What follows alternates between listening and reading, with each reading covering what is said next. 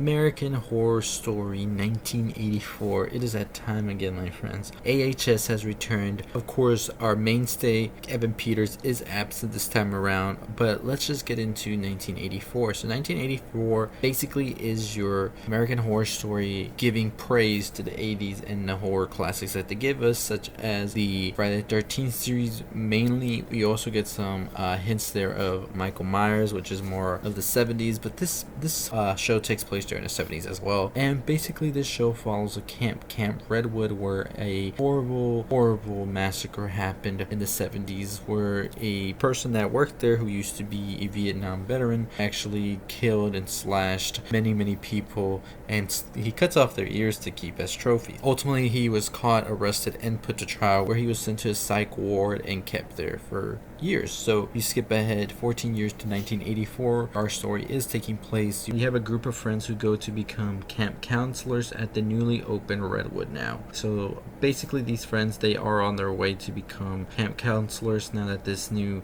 place has opened up again after all these years, after what just happened.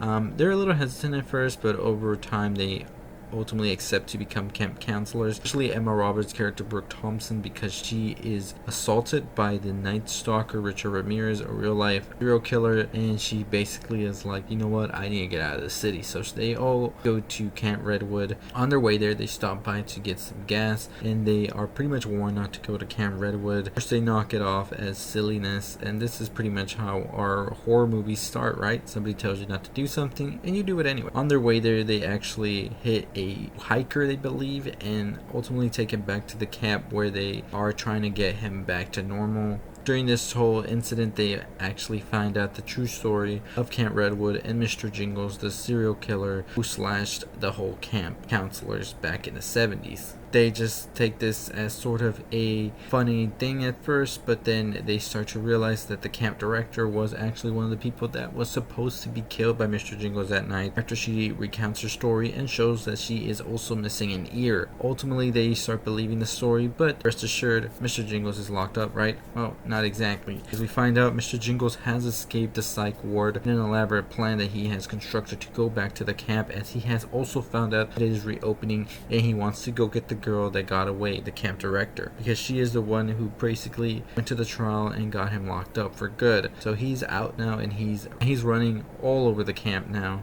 and he kills the hiker that they brought back. The only one to see this is Emma Roberts' character Brooke, and when she narrowly escapes the Mr. Jingles slasher, she tells the group about it. You know what? Mr. Jingles is nowhere in sight, and you know what else? Hiker is not there anymore. The dead hiker is gone now. Presumably Mr. Jingles has taken him in order to cover up his tracks. And pretty much at the end of the episode, we see that everybody doesn't believe Brooke, and they're just saying that maybe she's just out of it, and they all go. And during the night, Brooke actually hears the payphone going off, and then when she goes to go answer it, out of nowhere we see Richard Ramirez appear, the Night Stalker, ending the episode. So pretty much we're here left wondering, is Mr. Jingles really here? Was it Richard Ramirez that did what he did to the hiker? And is Margaret to be trusted? Because I, my friends, do not trust Margaret. Margaret, of course, being the camp director that reopened the camp once more.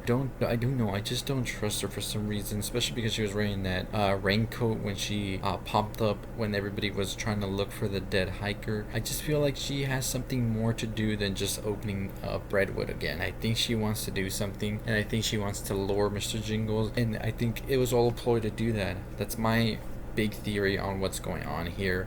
But yeah, the ending, pretty much we just see Brooke, Richard Ramirez is in the camp. That's what's going on here, and it's gonna be crazy. So we got some teasers for the next couple of episodes and the whole season. Of course, that detective that we saw, or doctor at the beginning, go to the psych ward. She's gonna be coming to Camp Redwood to tell them to shut it down. Margaret, of course, is saying not to, because she really believes that this camp is serving something else, and that's what I'm saying. I don't trust her. Why wouldn't she just shut it down if she knows what carnage Mr. Jingles can cause? But I don't know. What are your theories? What are your thoughts on American Horror Story 1984? Because we know nothing is what it seems with American Horror Story, and we're bound to get those twists pretty soon. So I'm excited for that. I think the season started off well. I think the themes, the corniness, the campiness, no pun intended, is great this season and definitely fits with the theme. So I'm excited to check it out once more. And yeah, let me know your thoughts. American Horror Story. Every Wednesday, catch it at 9 p.m. Central or wherever you are. But anyways, if you want more of my thoughts on American Horror Story, make sure you subscribe to my channel. We are on the road to 10,000 subscribers. We'll talk all about American Horror Story, other movies, TV shows as well, video games, all that good stuff. But let me know what was your favorite part about the episode and who your favorite character so far is. As always, I will see you all next time. Stay positive, my friends.